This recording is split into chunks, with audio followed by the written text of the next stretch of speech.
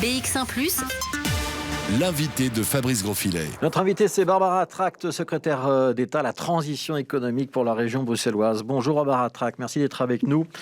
Est-ce que vous craignez la fin du moratoire sur les faillites ? Il est annoncé a priori pour la fin du mois de janvier. Est-ce que ça veut dire qu'en région bruxelloise, on doit se préparer à une hécatombe d'entreprises dans le courant du mois de février ? Oui, mais donc oui, ce que je crains surtout, c'est effectivement la prolongation de cette crise sanitaire qui a des impacts sur notre économie et qui a des impacts sur les activités réelles qui sont exercées à Bruxelles sur des familles qui vivent de ces activités et qui sont en grande difficulté aujourd'hui. Une étude toute récente de la FEB nous montrait à quel point l'économie réelle, les entreprises, y compris les entreprises bruxelloises, vivent difficilement la situation et risquent de ne pas se relever. Donc c'est ça que je crains, plus encore que la levée du moratoire en tant que tel. Ouais, ce moratoire, s'il est levé, il va quand même y avoir donc un certain nombre d'entreprises qui vont se retrouver devant les tribunaux. Il faudrait le prolonger ou c'est plus possible de le prolonger ? Je sais que ça dépend du fédéral et pas de la région bruxelloise, mais la crainte que vous exprimez, elle est réelle. Oui, donc c'est une question qui est difficile parce que, à la fois pour certains secteurs et en particulier pour ceux qui ne peuvent pas encore rouvrir, c'est un petit peu injuste de les mettre aujourd'hui dans une situation où ils vont devoir déclarer faillite alors qu'ils n'ont pas la possibilité de travailler. En même temps, prolonger trop longuement un moratoire, ce n'est pas bon non plus, notamment par ricochet sur d'autres entreprises, notamment les fournisseurs qui, dans l'entretemps, ne peuvent pas bénéficier d'un retour sur certaines de leurs créances. Donc je pense qu'il va falloir trouver un équilibre entre peut-être un prolongement du moratoire pour certaines activités. Je pense que c'est autour de ça peut-être que le gouvernement fédéral devrait réfléchir. Ouais, je donne un chiffre, c'est un chiffre du bureau Grédon et qui concerne l'Horeca, donc le secteur notamment des restaurants. C'est 46%, donc presque un restaurant sur deux en région bruxelloise qui risque la faillite le mois prochain. Ça, c'est alertant quand même. Oui, absolument, absolument. Et c'est un secteur qui est crucial pour Bruxelles, pour l'image de Bruxelles, pour l'attractivité de Bruxelles et au-delà de ça, pour l'attractivité de tout le pays. On est une ville de services. L'essentiel de notre économie, ce sont des services. C'est une ville aussi qui est une destination de tourisme de loisirs ou de tourisme d'affaires et participe à cette image le secteur de l'Horeca. Et donc, ces entreprises qui ferment, ça aura aussi, ou qui fermerait, ça aura aussi un impact négatif sur le futur. Ouais. On va pouvoir les sauver, ces restaurants, le mois prochain ou pas ? Comment ? On va pouvoir les sauver, ces restaurants ? Donc, nous, ce qu'on a décidé de faire avec le gouvernement bruxellois, c'est d'octroyer une nouvelle prime à ce secteur-là, parce qu'on souhaite qu'ils puissent traverser le plus possible cette crise, et parce qu'on sait qu'ils seront cruciaux aussi dans la relance et dans le redéploiement d'une ville qui est une ville de service. Alors cette prime à laquelle vous faites référence, elle a été approuvée, c'était jeudi dernier, par le gouvernement de la région bruxelloise. C'est 74 millions d'euros. C'est pour quel secteur précisément ? Donc c'est pour 4 secteurs différents, donc effectivement les restaurants et les cafés et leurs fournisseurs. C'est aussi pour les hôtels, pour l'événementiel, la culture et le tourisme, et le secteur des discothèques. Donc ce sont tous des secteurs qui participent de cette image de la ville et de son attractivité, qui sont dans des situations extrêmement difficiles. La plupart de ces secteurs sont fermés, complètement fermés, voire pour ceux qui sont ouverts, ont très très peu de clients en raison de la situation sanitaire.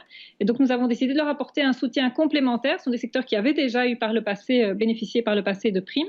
Des primes qui varieront en fonction de la taille de ces entreprises et en fonction du nombre d'équivalents temps plein et de leur perte de chiffre d'affaires. Ouais, ça peut aller jusqu'à 36 000 euros pour le secteur Horeca, donc pour les restaurants et leurs fournisseurs. Ça peut même monter jusqu'à 50 000 euros pour les hôtels. Comment on va décider du montant ? C'est quoi les critères ? Oui, ça ira même jusqu'à 100 000 euros pour les discothèques, qui est un secteur tout à fait particulier et qui, vous l'imaginez bien, est fermé depuis longtemps et risque de l'être encore pendant un moment. Donc ça variera en fonction du nombre d'équivalents temps plein d'une part, et par ailleurs de la perte du chiffre d'affaires. On comparera les chiffres d'affaires des derniers trimestres de 2020 à ceux de 2019. Les modalités pratiques sont en cours d'élaboration et bien sûr qu'elles seront communiquées le plus rapidement possible aux personnes concernées. Ouais, et donc, ça veut dire que ce n'est pas encore pour tout de suite. Ça veut dire qu'il va falloir attendre plusieurs semaines ou plusieurs mois pour toucher ces primes ? Oui, plusieurs semaines certainement. Donc, on a une décision de principe, on a dégagé les budgets, donc ces primes seront octroyées. Maintenant, on entame le processus d'élaboration des arrêtés et de consultation à la fois du Conseil d'État, ce qui est la procédure démocratique normale, mais aussi des partenaires sociaux. Ouais. Donc c'est sa quatrième vague de primes, si je ne me trompe pas, en région bruxelloise. Oui. Ouais. Mais donc ça veut dire que concrètement, les professionnels concernés la toucheront en mars-avril, on peut dire ça? Oui, sans doute, oui. Peut-être un peu plus tôt. On fait le maximum pour aller le plus rapidement possible. Est-ce que vous avez le sentiment, d'abord, est-ce que toutes les primes précédentes ont maintenant été versées, donc notamment celle de la troisième vague? Est-ce que vous avez le sentiment que vous avez sauvé des entreprises avec l'ensemble de ces primes? Ou est-ce que malgré tout, il va y avoir quand même des entreprises qu'on ne va pas pouvoir sauver et finalement les primes n'auront pas servi à grand-chose? Donc, on fait le maximum et on s'adapte. Je pense que c'est une demande importante de ces secteurs d'avoir une aide qui soit plus ciblée en fonction de la réalité de chacune de ces entreprises, ce qui permet d'apporter à chaque entreprise de manière plus précise ce dont elle a besoin pour faire face à ses frais fixes. Alors, concernant votre question pour savoir si les autres primes ont déjà été payées, c'est le cas. En tout cas, les dernières primes qui ont été clôturées en décembre pour l'événementiel et pour les restaurants, les cafés, de même que pour les hôtels, ont bien été liquidés le mois dernier. Il y a une autre prime qui est toujours en cours d'élaboration et qui concerne ce qu'on a appelé de manière un peu impropre les commerces non essentiels. Celle-là, elle est en cours d'élaboration, mais déjà dès vendredi, les métiers de contact, donc les coiffeurs, les salons d'esthétique ou de tatouage pourront solliciter une première tranche de cette prime de jusqu'à 1 500 €. Donc là, on peut déjà demander 1 500 € en attendant d'avoir plus ensuite pour ces... Voilà. Et donc là, il y a... Oui, donc à partir de vendredi, on pourra solliciter 1 500 €. Voilà. Et là, il y a un site internet qui s'appelle primecovid.brussels. Prime Covid en un seul mot, Brussels avec un S au bout, pour tous les professionnels concernés. Ça, c'est les primes. La FEB dit aussi on va surtout avoir besoin de recapitaliser un certain nombre d'entreprises ou de leur apporter de l'argent frais. Est-ce que la région bruxelloise peut faire quelque chose là-dessus?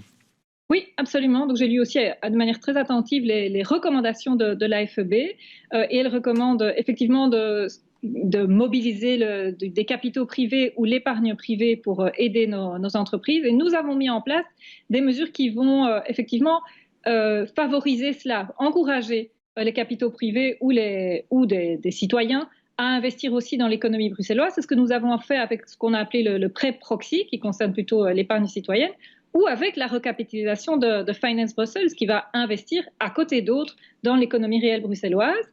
Par ailleurs, il nous demande, la FEB, de permettre, de proposer aux entreprises des prêts subordonnés, donc des prêts qui sont des quasi-fonds propres, ce que nous faisons aussi depuis le début de la crise. Ouais, donc les prêts proxy, on rappelle, c'est la possibilité pour un particulier d'investir. Il sait précisément là où il investit. C'est opérationnel ? Oui, c'est opérationnel. Il y a déjà eu certains cas d'application, dont une grande biscuiterie bruxelloise. Alors, je voudrais vous poser encore deux questions d'actualité. La première, c'est celle qui concerne ces métiers de contact et principalement les coiffeurs, auxquels on a annoncé lors du dernier comité de concertation qu'il pourrait y avoir une réouverture aux alentours du 13 février, mais qui reste conditionnée aux évolutions du chiffre de l'épidémie, un certain nombre de précisions qui devraient être données lors d'un comité de concertation le 5 février. Vous croyez vraiment à la réouverture de ce secteur et si ce n'était pas le cas, si on faisait machine arrière et qu'il n'y avait finalement pas de réouverture, ce serait catastrophique? Y croire ou pas y croire, moi, je ne peux faire rien d'autre que de regarder l'évolution de l'épidémie. Je l'espère, oui, j'espère que ces secteurs vont rouvrir et j'espère que d'autres activités pourront rouvrir aussi petit à petit.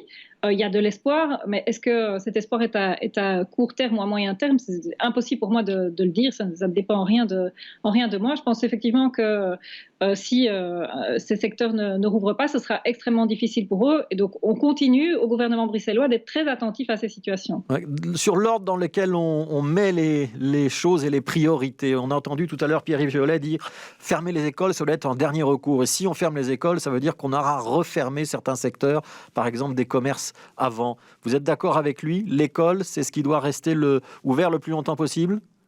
Ou l'économie passe avant?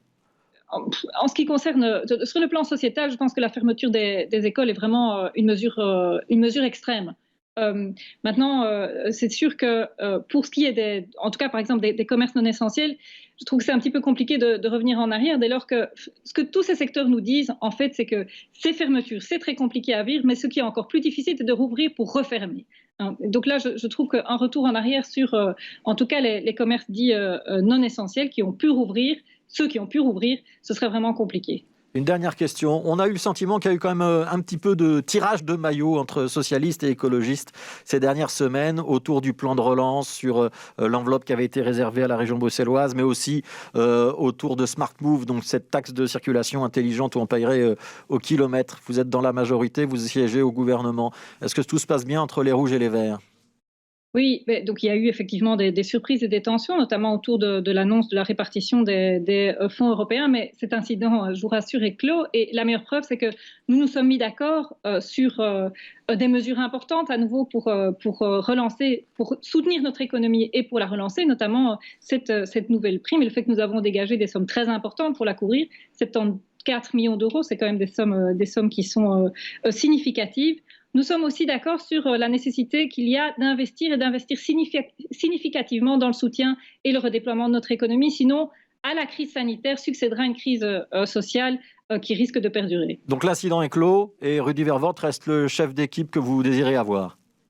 C'est le chef de l'équipe bruxelloise, absolument. Merci beaucoup, Barbara Tract. Merci d'avoir été notre invitée. Je rappelle, vous êtes la secrétaire d'État à la transition économique, donc chargée de toute la politique économique en région bruxelloise. Merci à vous.